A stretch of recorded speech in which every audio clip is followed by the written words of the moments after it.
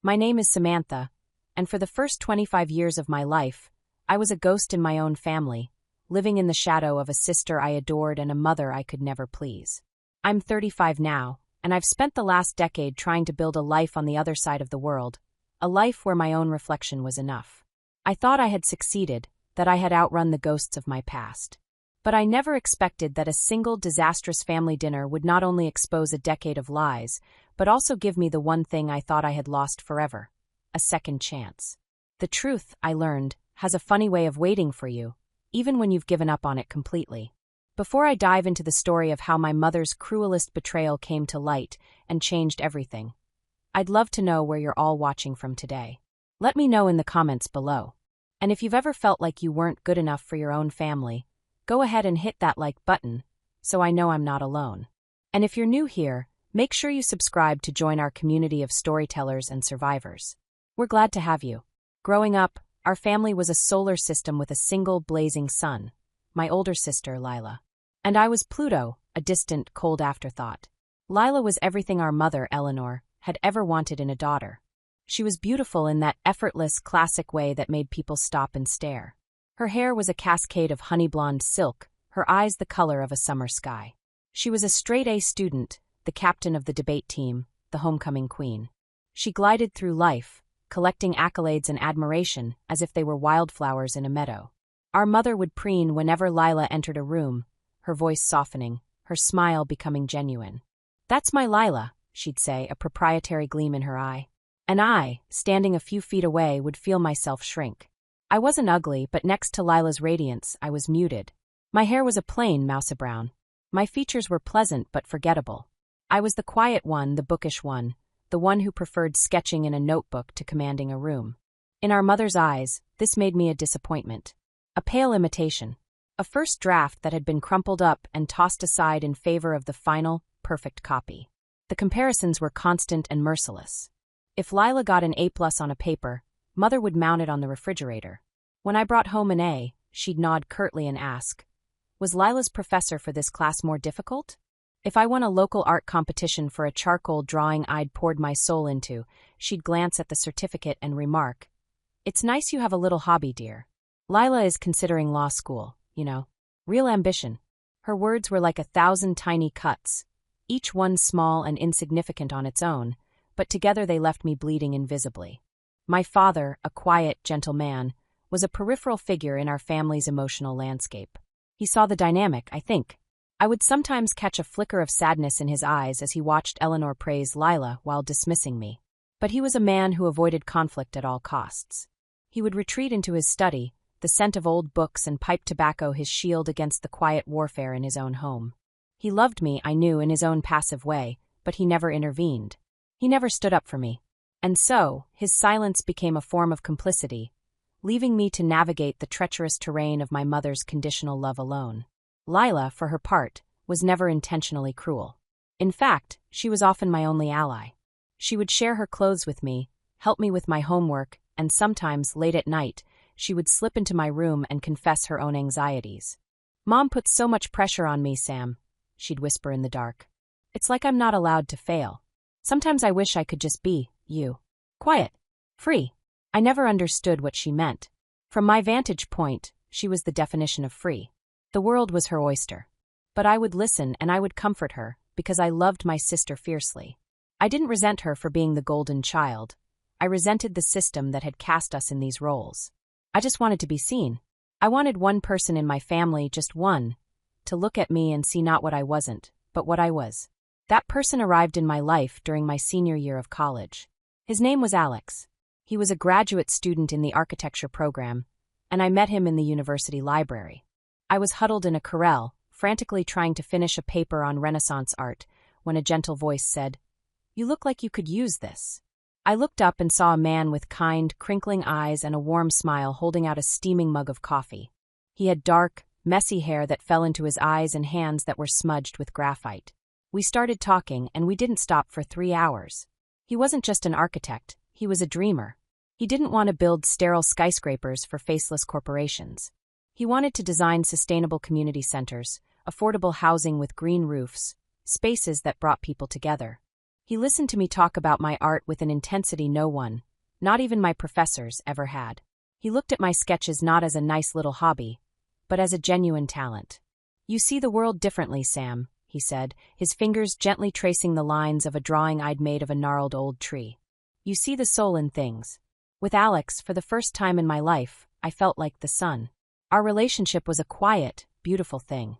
It was built on long walks, late-night conversations in cozy diners, and a shared love for creating things. He was gentle, he was patient, and he was profoundly decent. He saw the wounds my mother's words had left on me, and he never pushed. He just created a safe space where they could finally begin to heal. He encouraged me to apply for a master's program in art history, something I'd only dreamed of. He helped me build my portfolio, staying up all night with me before the deadline, making coffee and telling me I was brilliant. He was, in every conceivable way, wonderful. Which, of course, is why my mother despised him. The first time I brought Alex home for dinner was a masterclass in Eleanor's particular brand of psychological warfare. She was deceptively charming at first, all polite smiles and gracious hostess. But the interrogation began with the soup course. "An architect, you say?" she mused, tapping her spoon against her bowl.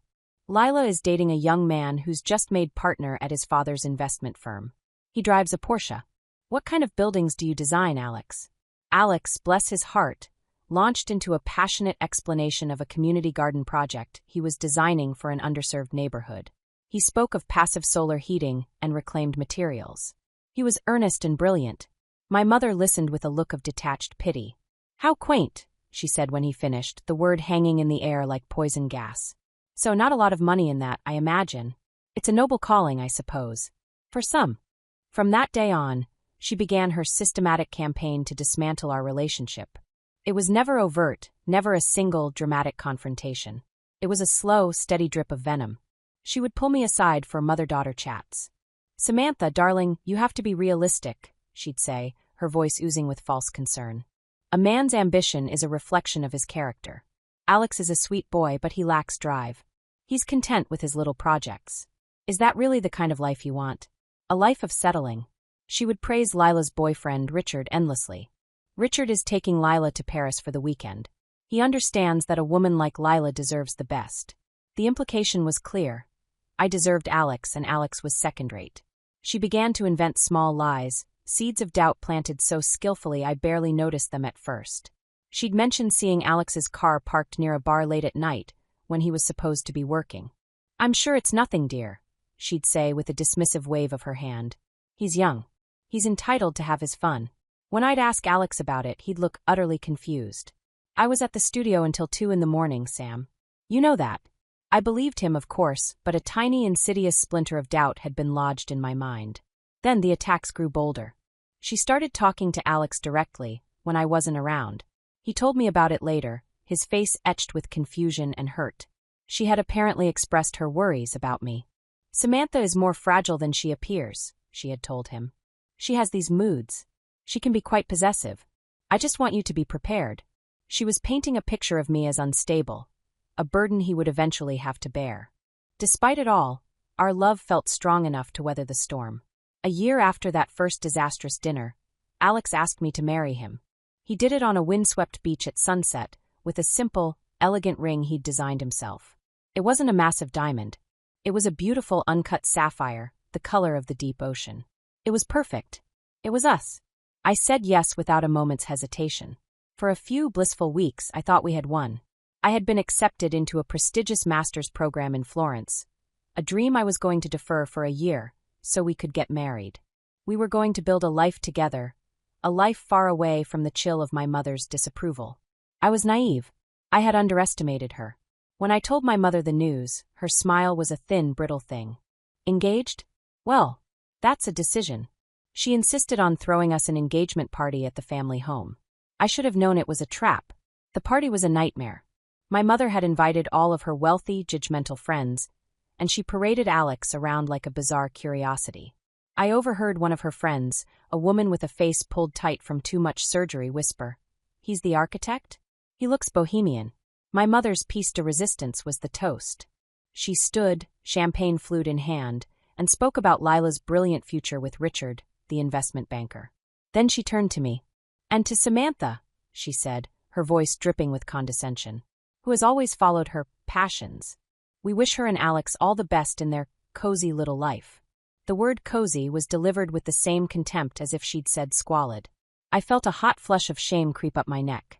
I looked at Alex, and for the first time, I saw a flicker of doubt in his eyes. Not doubt in me, but doubt in whether he could survive this. The final act of her sabotage was a lie so monstrous, so perfectly crafted, that it shattered everything. A few weeks after the party, Alex started to grow distant. He was quiet, troubled. He would look at me with a sadness I couldn't comprehend. I begged him to tell me what was wrong. Finally, he broke. He sat me down on the couch in our small apartment, the sapphire on my finger feeling heavy and cold. "Sam, your mother called me," he said, his voice hoarse. She told me that you're still in love with your ex-boyfriend from college. Mark." I stared at him, my mind a complete blank. Mark. I hadn't seen or spoken to Mark in 4 years. We'd had an amicable breakup. It was ancient history. "What are you talking about, Alex? That's insane."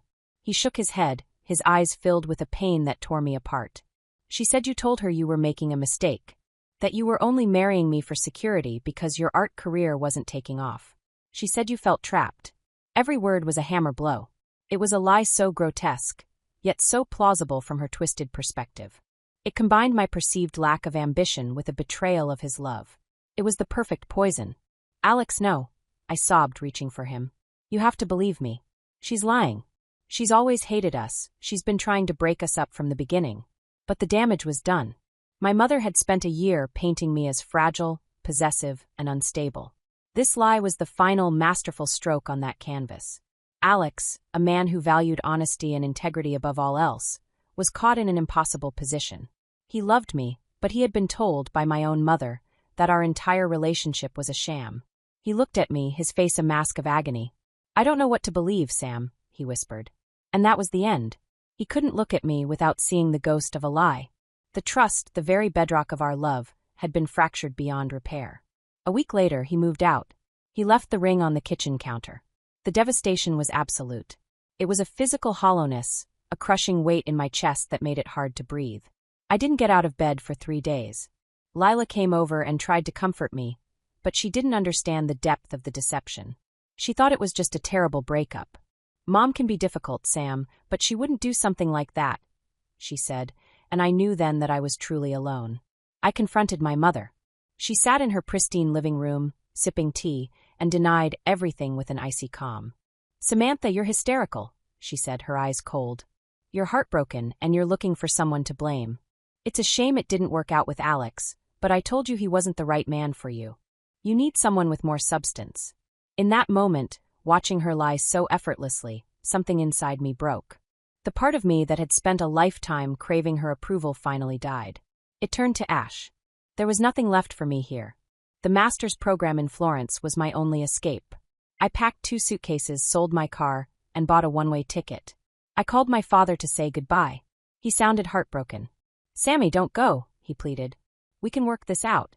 But he had never tried to work it out before, and I knew he wouldn't start now. My final conversation was with my mother.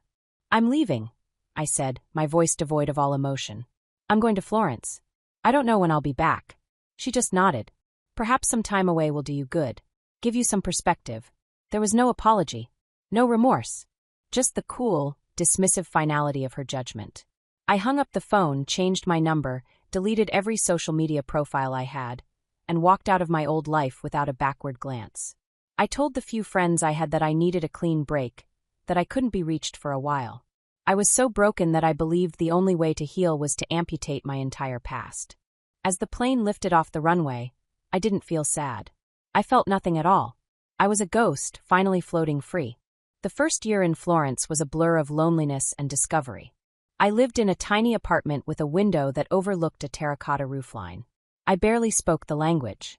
I threw myself into my studies with a ferocity that bordered on obsession. Art became my sanctuary. The hushed halls of the Uffizi Gallery, the quiet contemplation in front of a Botticelli, the dusty smell of ancient libraries. These were my companions. I spent my days studying the layers of paint on centuries-old canvases, and my nights trying to rebuild the layers of my own shattered self. I learned Italian slowly and clumsily at first, from the vendors at the Mercato Centrale, and the elderly woman who owned the trattoria downstairs. I made tentative friendships with other students in my program, people who knew nothing of my past, who saw me only as Samantha, the quiet American girl who was surprisingly knowledgeable about fresco techniques. Slowly, painstakingly, I began to heal. The hollow ache in my chest began to fill, not with another person's love, but with a quiet sense of my own resilience. After my master's program, I was offered a job. It wasn't glamorous. It was a position with a small, underfunded historical preservation society, restoring a series of medieval chapels in a remote region of Tuscany.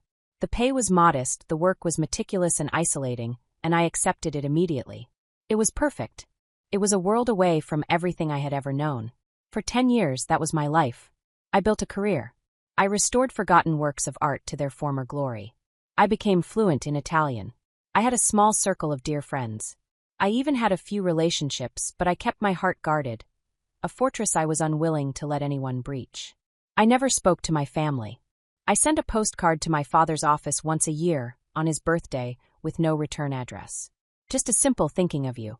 Love, Sam. It was all I could manage. I had built a life for myself, a life of quiet competence and peace. I thought I had finally laid the ghosts to rest. The phone call that shattered my carefully constructed peace came on a Tuesday morning. I was perched on a scaffold, painstakingly cleaning a 14th-century depiction of St. Francis, when my phone buzzed with an unknown number. It was an international call. I almost ignored it, but some strange premonition made me answer. "Samantha," a voice said. It was strained, and it took me a moment to place it. It was Lila. I hadn't heard her voice in a decade. "Sam, you need to come home," she said, and her voice broke. "It's Dad. He's had a massive stroke. He's in the hospital. He's not good, Sam. The doctors, they don't know." The world tilted on its axis. My father. My quiet, gentle, silent father. The years of distance, the carefully built walls, they all crumbled in an instant. There was no choice. I had to go back. The flight back to the United States was 22 hours of pure, unadulterated dread. Every mile closer to home felt like a step backward in time, erasing a decade of healing. I was no longer Samantha, the respected art restorer. I was becoming Sam, the disappointing younger daughter, the pale imitation. I could feel the old insecurities creeping back in, a cold tide rising in my chest. What would I say to my mother? What would she say to me? Would she see the woman I had become, or would she only see the girl who had run away? When I landed, the air itself felt different, thick with memories I had tried so hard to suppress. I took a taxi directly to the hospital, my small suitcase clutched in my lap like a shield. I found them in the waiting room of the intensive care unit. My mother was sitting perfectly upright, her purse clutched in her lap, her face a mask of stoic control. She looked older, the lines around her mouth deeper, but she still wore the same expression of unimpeachable authority. Lila was pacing back and forth, her phone pressed to her ear. She looked brittle, thinner than I remembered, with a tension around her eyes that hadn't been there before. She hung up the phone as I approached. "Sam," she breathed, and for a moment she looked like she was going to hug me. But then she glanced at our mother, and the moment passed. She just gave me a tight, awkward pat on the arm. My mother looked up at me, her gaze sweeping over my practical travel clothes, simple black trousers and a comfortable sweater, with faint disapproval. "Samantha," she said, her voice cool and even. "You made it." There was no warmth, no relief. Just a statement of fact.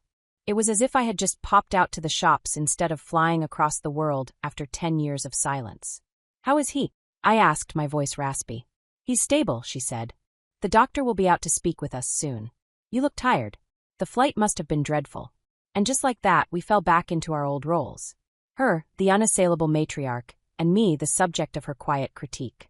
The past 10 years might as well have been a dream. A man I didn't recognize walked over to Lila and put a hand on her arm. He was handsome in a severe, corporate way, with an expensive suit and a watch that probably cost more than my car. "Everything okay, darling?" he asked, his voice smooth but devoid of any real concern. "Richard, this is my sister, Samantha," Lila said, her voice strained. "Sam, this is my husband, Richard." Richard gave me a brisk, dismissive handshake. "A pleasure," he said, though his eyes said he was already bored. This was him. This was the man my mother had chosen for Lila, the investment banker with the Porsche. He was exactly as I had imagined, polished, wealthy, and emotionally vacant. He checked his phone. "I have to take a call." Let me know if there's any news." He walked away without a backward glance. I looked at Lila, and for the first time, I saw a flicker of the old, vulnerable sister I knew. I saw a deep, profound unhappiness in her eyes, an unhappiness she quickly masked with a brittle smile. The doctor came out and gave us a grim prognosis. My father had survived, but the stroke was severe. His left side was paralyzed, and his ability to speak was gone. It was a form of aphasia. He could understand everything, but he couldn't form the words to respond. He was trapped inside his own body. The news was devastating, but my mother's reaction was chillingly practical. She immediately began talking about long-term care facilities and medical power of attorney. There were no tears, just a brisk, efficient management of the crisis. It was clear I was expected to stay for a while. There was no discussion, just an assumption. "You can stay in your old room," my mother said. "I've kept it just as it was." The thought of sleeping in that room, a museum to the girl I used to be, filled me with a cold dread. The next few days were a tense, surreal nightmare. I spent most of my time at the hospital, sitting by my father's bedside. He would watch me with his good eye, his expression filled with a desperate, frustrated intelligence. I would talk to him, telling him about my life in Italy, about the art I was restoring, about the friends I had made. I tried to show him I had become someone strong, someone whole. Sometimes I would see tears well up in his eye, and he would squeeze my hand with his working one, a desperate, silent communication that broke my heart. During one of our visits, I was alone with him.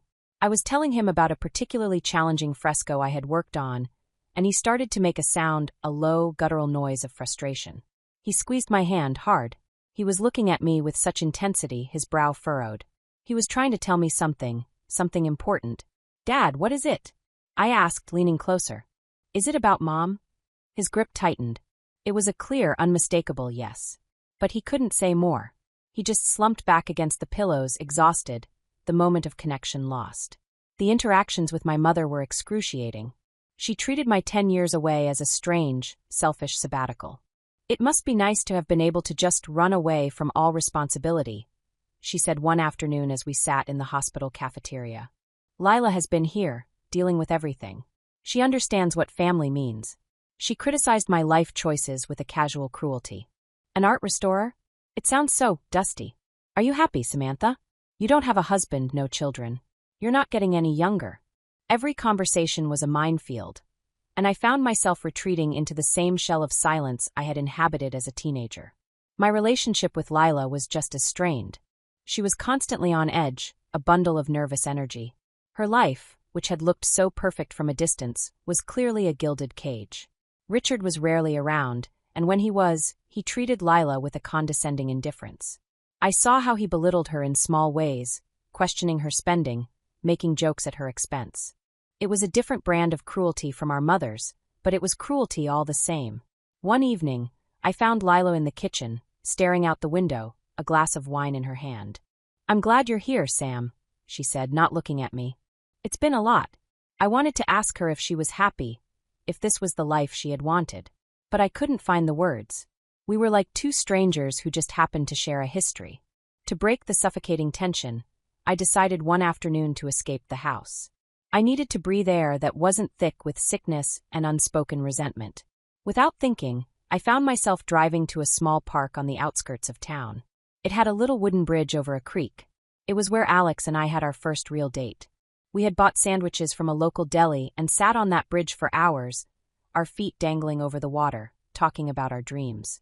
I stood there, on that same bridge, and the weight of the last 10 years crashed down on me. I thought of Alex.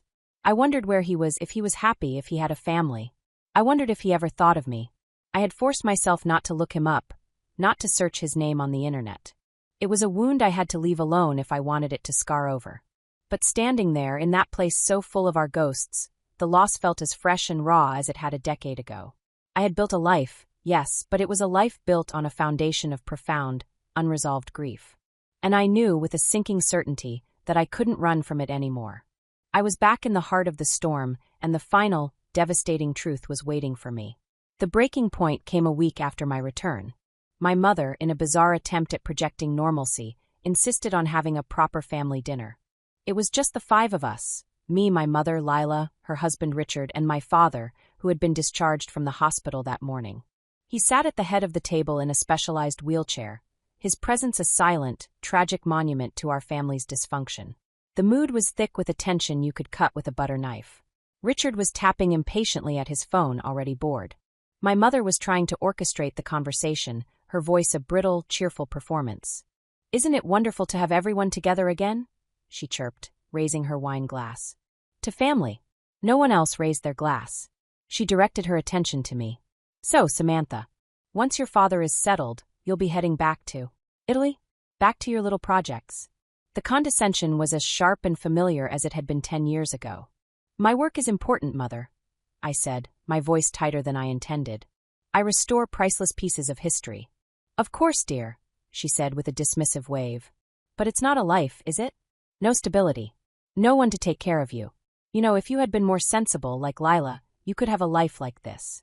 She gestured around the opulent dining room, at the crystal chandeliers and the heavy silk curtains. "Lila made the right choices. She has a wonderful, ambitious husband, a beautiful home.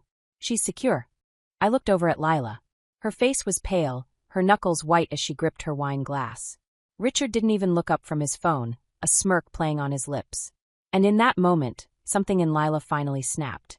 A decade of resentment, of living a life chosen for her, of being the perfect daughter, it all came boiling to the surface. She let out a short, sharp, mirthless laugh. It was a shocking sound in the tense silence. "Secure," Lila said, her voice trembling with a rage I had never heard from her before. "Is that what you call this, Mother? Secure?" Richard finally looked up, an annoyed expression on his face. "Lila, don't make a scene." "I'll make a scene if I want to," she shot back, her eyes blazing. She turned her fury on our mother. "You want to talk about choices? Let's talk about the choices you've made for us. Let's talk about how you've controlled every aspect of our lives because you couldn't stand for us to be happy on our own terms." My mother looked genuinely shocked. "Lila, what on earth has gotten into you? You have everything a woman could want." "I have nothing," Lila screamed, slamming her glass down on the table. Wine sloshed over the rim, a splash of crimson on the white linen tablecloth. "I have a husband who tolerates me, a house that feels like a prison, and a life that feels like a performance. Do you know why? Because you made sure of it." She was crying now, tears of pure fury streaming down her face. "Do you remember Daniel? The musician I dated in college? The one you said was beneath me? He wrote to me for a year after I broke up with him. A year. I never got a single letter. I thought he'd just forgotten me. I thought he didn't love me enough to fight for me." She paused, taking a ragged breath. "Then last month, I was cleaning out the attic. I found a box. A shoebox hidden under a loose floorboard in your old sewing room. And it was full of letters. All of Daniel's letters. You kept them from me. You let me believe he didn't care." The air in the room grew thin, hard to breathe. I stared at my mother, whose face had gone ashen. Her composure had finally cracked, replaced by a look of cornered panic. My father was making a low, guttural sound, his good hand clenched into a fist on the arm of his wheelchair. He knew. He had been trying to tell me. Lila wasn't finished. Her gaze, filled with a decade of shared and unshared pain, swung over to me. "And it wasn't just my letters, Sam," she said, her voice dropping to a raw, trembling whisper. "It wasn't just me." My heart stopped. I felt a cold dread wash over me, a premonition of what was coming next. "What are you talking about, Lila?" I managed to say, my own voice a stranger's. Lila looked at our mother with pure, unadulterated hatred. "She did the same thing to you," she said, her words hitting me with the force of a physical blow. "After you left for Florence, Alex wrote to you. He wrote to you for almost 2 years. I couldn't process it. My mind was a whirlwind of denial and dawning, catastrophic horror. "No," I whispered. "That's not possible." "It is," Lila said, her voice breaking. "They were in the box, Sam. Dozens of them. I read them. He tried to find you.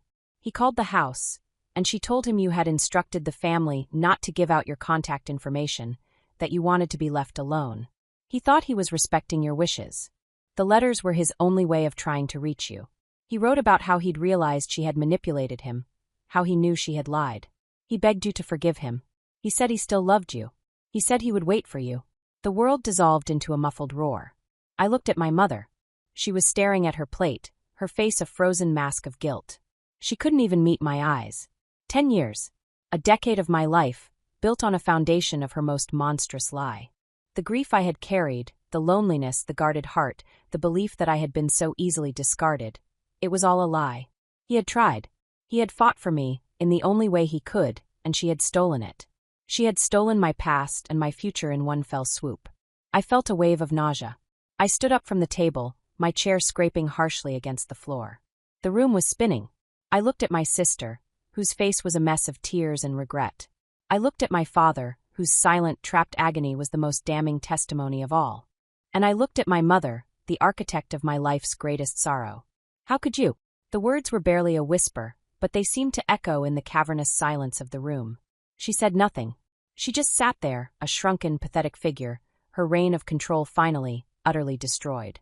Lila stood up and walked to the sideboard. She pulled a worn cardboard shoebox from a drawer. She pushed it across the table toward me. It was full of letters. My letters. My stolen decade. I took the box, my hands trembling, and without another word, I turned and walked out of the house, leaving the ruins of my family behind me. I drove without any destination in mind, the shoebox a lead weight on the passenger seat beside me. My hands were shaking so badly I could barely grip the steering wheel. The world outside the car was a blur of streetlights and muted colors. Inside my head it was pure screaming chaos. Lila's words echoed over and over. Asterisk, he begged you to forgive him. He said he still loved you. He said he would wait for you. Asterisk, it was a truth so monumental it felt unreal, like something from a movie, not my own life. I finally pulled into the parking lot of a sterile, anonymous motel, the kind of place people go when they have nowhere else to be. I checked in, my voice a monotone, my face a blank mask I had learned to wear long ago. Inside the drab room, with its faded floral bedspread and the low hum of the ice machine in the hall, I finally sat down and opened the box. The letters were tied together with a faded red ribbon. There were dozens of them, the envelopes yellowed with age. The return address was our old apartment, then a new address I didn't recognize. His handwriting was just as I remembered it, a sharp, intelligent slant, the kind an architect would have. My hands trembled as I untied the ribbon and picked up the first one. It was dated just 2 weeks after I'd left for Florence. My fingers fumbled as I unfolded the crisp, dry paper. My dearest Sam, it began. Asterisk, I don't know if you'll ever read this. Your mother was very clear that you wanted no contact, and I have to respect that, even if it's killing me. But I can't live with you thinking the worst of me. I need you to know I was a fool. A complete and utter fool. Asterisk, he went on to describe how, in the deafening silence after I'd gone, the pieces of my mother's deception had started to click into place. He'd run into my old college boyfriend, Mark, by chance at a coffee shop. He'd confronted him, asking about our supposed secret romance. Mark had looked at him like he was insane, explaining they hadn't spoken in years and had parted on perfectly friendly terms. The lie had unraveled just like that. She played me, Sam, he wrote. Asterisk, she used my own values, my belief in honesty, against me. Against us. I let her poison my mind because I couldn't imagine a mother would do that to her own daughter. I was so wrong. I am so sorry. Please, if you can find it in your heart, forgive me. I love you. I have only ever loved you. Yours, Alex, asterisk. I dropped the letter as if it had burned me. A sob, raw and ragged, tore its way out of my chest. It was a sound of 10 years of grief, 10 years of believing I was worthless, 10 years of feeling utterly and completely abandoned. I read the next letter, and the next, and the next. I stayed up all night, the single lamp in the motel room casting a sickly yellow glow on the pages. The letters chronicled his desperation, his hope, and his slow, agonizing descent into despair. He wrote about his work, about a community center he'd finally gotten built, about how he wished I could see it. He wrote about visiting our park, our bridge, and sitting there alone. In a letter dated a year after I left, his tone began to shift. I have to start accepting that you're not coming back, he wrote. Asterisk, that maybe you found someone else, or that my mistake was too great to forgive. The silence is my answer, I suppose. I hope you're happy, Sam. That's all I've ever wanted. I will always love you. Asterisk, the final letter was dated almost 2 years after my departure. It was short. Asterisk, goodbye, Sam. I'll never stop loving you, but I have to let you go. I have to try to live again. I wish you all the peace in the world. Alex, asterisk. By the time the sun came up, painting the grimy motel window in shades of gray and pink, I was empty. I had cried all the tears I had. The box of letters sat on the bed beside me, a testament to a love I never knew had fought for me, a future that had been stolen. The overwhelming grief was still there, but something else was beginning to surface alongside it. A cold, clear, diamond-hard anger. My mother hadn't just broken up a relationship. She had surgically removed a piece of my soul. She had edited my life story, cutting out the most important chapter, and leaving me with a narrative of rejection and failure. She had let me believe for a decade that I was not worthy of being fought for. And I had believed her. I had built a new life, a good life on the foundation of that lie. But it was a life defined by an absence, a fortress built around a hollow space. Now, I knew what was supposed to be in that space. And the question was, what was I going to do about it? The next morning, I got a text from Lila.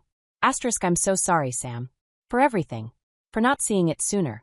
For not being a better sister. Dad is stable. Mom has locked herself in her room. I found the box when I was looking for old photo albums for Dad. I never meant for it to happen like this. I typed back a simple reply. It's not your fault. Thank you for telling me the truth. We weren't fixed, but it was a start. A fragile bridge across a 10-year chasm. My next step was clear. I owed it to the girl who had fled to Florence, and I owed it to the man who had written those letters. I had to find him. It wasn't about getting him back. It was about closing the circle. It was about reclaiming my own story. Using the address from one of the later letters, I found his architecture firm online. It was successful with a portfolio of beautiful, thoughtful, community-focused projects. Just like he'd always dreamed. There was a picture of him on the website. He looked older, his face more mature, but his eyes were the same. Kind.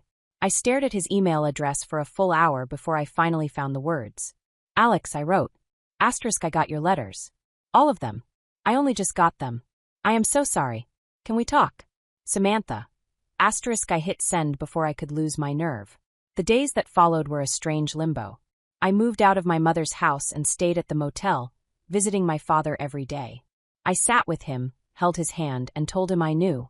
I told him I wasn't angry with him, only sad that he had to carry that secret for so long. His silent tears were his response. I refused to see my mother. She called, she texted, her messages a bizarre mix of denial, blame, and half-hearted, self-pitying apologies. I only ever wanted what was best for you, she wrote. You were throwing your life away on a man with no prospects.